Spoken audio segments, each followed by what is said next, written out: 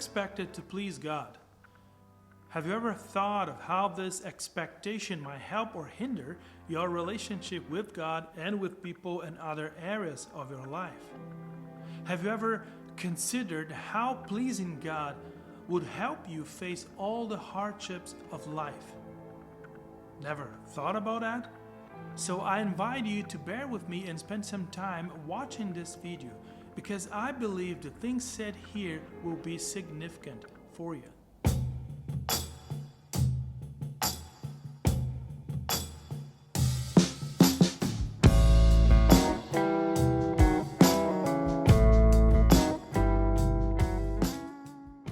Dear friends, sisters, and brothers, grace and peace to you from our God and the Lord Jesus Christ.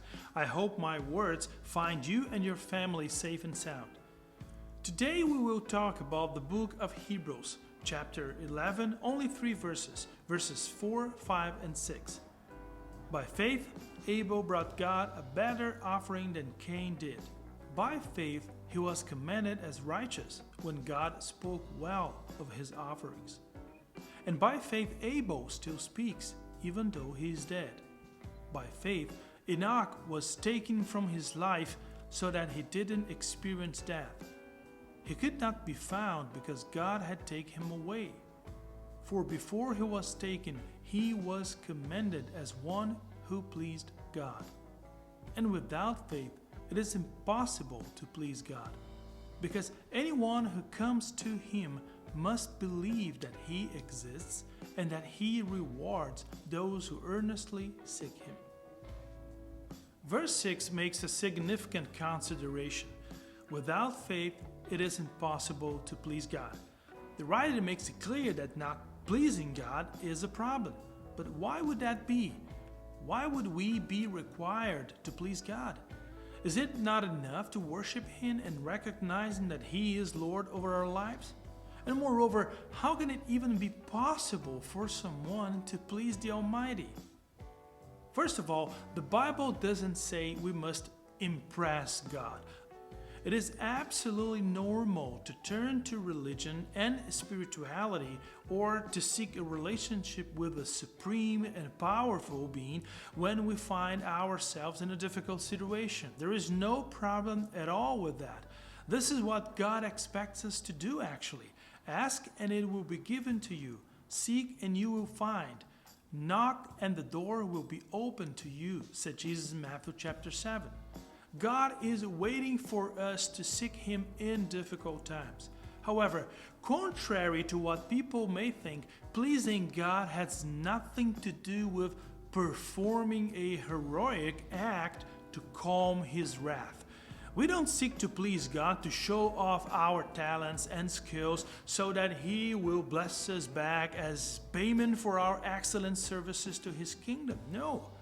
Chatting with many people around the city, I have found that some may have a general sense that there is a supreme divine being.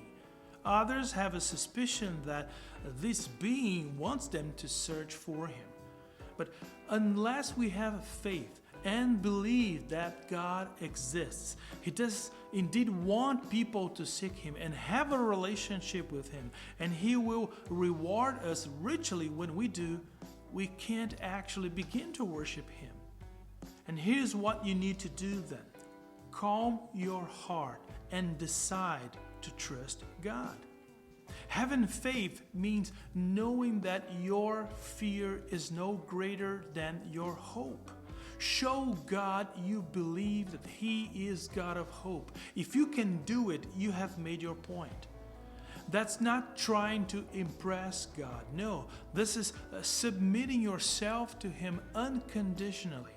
It is that simple. Do you want to please God? Have faith in him. Show to him, to the world and yourself, that the Lord is your hope and in him you trust. There are 3 facts you need to be aware of if you want to achieve this goal. First, you are not alone. Marcus Tullius Cicero was a Roman statesman, lawyer, and philosopher who wrote extensively on rhetoric, philosophy, and politics. He is one of Rome's most celebrated figures and said something very, very interesting. He said, a man of courage is also full of faith. Now, can you imagine how many influential politicians and mighty warriors this man had met or seen over his life? The memory of their stories formed his most important writings. Cicero was not alone when he wrote on faith. When I say you are not alone, I mean there are people who can show you how to do it. Your actual dilemma is, do I trust in God enough to please Him? You see, many people have shown us that they have successfully crossed the finish line. Hebrews, the book we are seeing, has now reached a place which offers an excellent view of those who have gone before. Looking at them, you can see for yourself what is up ahead, what you will need to cope with it, and that you can get there yourself. My wife and I love hiking. Some friends invited us to visit a popular hike called Joffre Lakes here in British Columbia. It's not a difficult trailhead, and its gorgeous views make it a busy and well-traveled trail during the summer. Joffre Lakes offers a little bit of everything you could want in a day hike. At 10 kilometers, it's not too long, but several technical sections still provide a challenge. One section in particular, it's a bit harder right before the second lake. But the three turquoise glacier-fed lakes, each more spectacular than the last, make it worth the effort. But on that day, our little daughter was just 4 months old, and our friends had a baby boy too. We had all the equipment for the children and for us, so no big deal. However, we got tired sooner than we had planned, and in the middle of the hike we found a pleasant small plateau. As we stayed there for a while, the sky cleared and we looked around fascinated with the majesty of the mountains, and we were actually surprised to see another party some way ahead of us. Because they were not close, we hadn't noticed them, but we could see that they had successfully overcome the tricky part. And because two couples were also carrying babies and bringing the same equipment we now knew, looking ahead, what we would be facing, what we would need to cope with it, and best of all, that it could be done. They seemed to be enjoying their victory, and we were looking forward to enjoying ours too. You need to stop looking at your problems. I know you have spent time focusing on how to overcome them, and that's why you are continually thinking about them. But now, don't focus on your struggles. Focus on pleasing God. Recognize those who have already faced similar difficulties and are now enjoying the end of the trail. If they have done it, you can do it. Yes, they may be much more skillful than you in some areas, but you certainly have some gifts and abilities they don't. If their stories are not enough to teach you the way step by step, at least use them as a source of inspiration. Look not only at the biblical stories of perseverance, this is important too, but also at the stories of the people who live around you. I know many ordinary people who have done it. It is not impossible. And why should you care about this? Well, because this is the first step to please God. Of course, you won't believe you can do it all by yourself, right? God is your great helper and source of strength. Trust Him always, because He is the very God who will help you to please Him. Remember, in your journey of faith, you were never alone. Problems and struggles will try to make you feel you are abandoned and forsaken by God and by people, but this is not true. Lift up your eyes and see that stories of those who have already walked the way. It is possible. You will get there. Second, you have the equipment you need. You might think you are certainly not prepared to please God because you don't stand a chance against all those people who can speak beautiful theological and biblical words when praying. or your knowledge of the scriptures is limited when compared to other people, or you don't feel sufficiently connected to God to say that you heard His voice last night, or to lead and teach people the way of the Lord, but you surely have what you need. The equipment you need to please God is faith. Trust in God, and you will be included in the same category as Abel and Enoch. They are actual people who pleased God. Faith is always closely linked to hope. Faith looks at God and trusts Him for everything. Hope looks at the future and trusts God for it. You have the equipment you need. Now you gotta use it.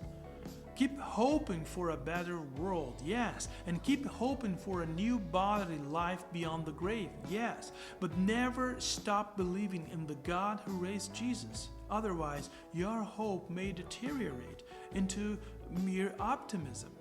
Put it differently, you may have a general sense that there are unseen realities around you, perhaps even some kind of personal force for good with whom you should have some sort of a relationship. Still, unless you believe in the God we know in Jesus, this sense of unseen things will be weak. Why should you care about this? Don't spend too much time asking God to give you tools and reasons to believe Him. Use the equipment you have been given. Look at your life. It's a miracle you are alive. You are already aware of God's existence and His capability to be in a relationship with His creation. You have enough to please God. Start using the equipment you have. Start using the equipment God gave you. You will be surprised by your ability to climb and get to the top of the mountain by God's grace. Third, you will be rewarded. There's a widespread mistake concerning our faith reward. We tend to think that our reward will come only in the future reality after we have died or Jesus comes again. Well, the Bible clearly affirms that living the truth of the established kingdom of God is the biggest faith reward someone will ever have. But if you are not careful, you may create a substantial theological and practical problem. One truth does not hinder the other. Remember Martha, when confronted by Jesus because of Lazarus' resurrection, ironically replied to him, "I know, Lord, that he will rise again on the last day." Well, Jesus showed her she was wrong. Lazarus came back to life right in front of her. A life of faith brings rewards in this life on earth as well.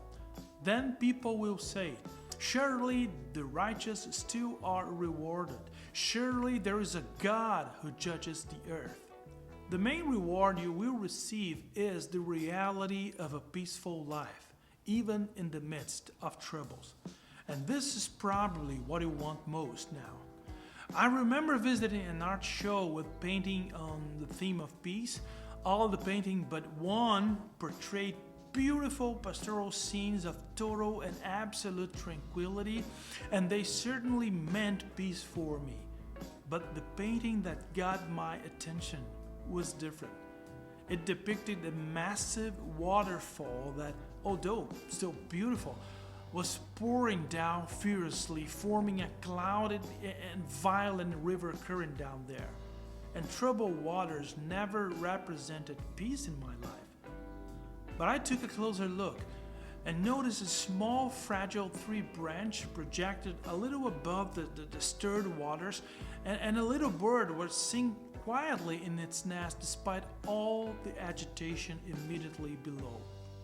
Only then I understood that it is precisely amid the tumult when faith becomes not only necessary but reality. Living by faith will give you peace over troubled waters. So why should you care about this? Well, it's essential to see that faith is at the root of authentic Christian belief in both judgment God's responsibility for putting the world back to rights, and resurrection, God's love and restoration of His creation. In the 3 verses we just read, Hebrews invites 2 characters on stage: Abel, the first murder victim, and Enoch, the first person to be taken straight to heaven without experiencing death in an ordinary way. They help us understand the reward of faith. God accepted Abel's offer and will reward his faith through and out the other side of death. Though he is dead, the account of his faith remains a powerful witness to us even today. Enoch's story is also unique. His strange apparent escape of death seemed to lend him some special aura and mystique, but the writer focuses on one specific aspect of Enoch's life. He pleased God. Why are they relevant?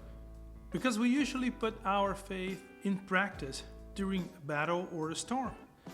This is when we find ourselves challenged by the belief which looks at creation and celebrates the Creator, which looks at death and sees the promise of a new life beyond, which looks God in the face and trusting Him builds on that trust a life which honors and therefore pleases Him.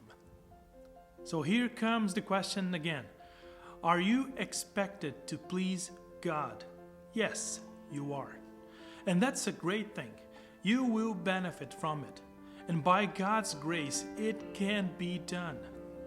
Let me remind you how you do it. First, understand you are not alone on this journey. There is God, and there are many people who have been where you are now. They reached the end of the trail, and they are now enjoying the beautiful view.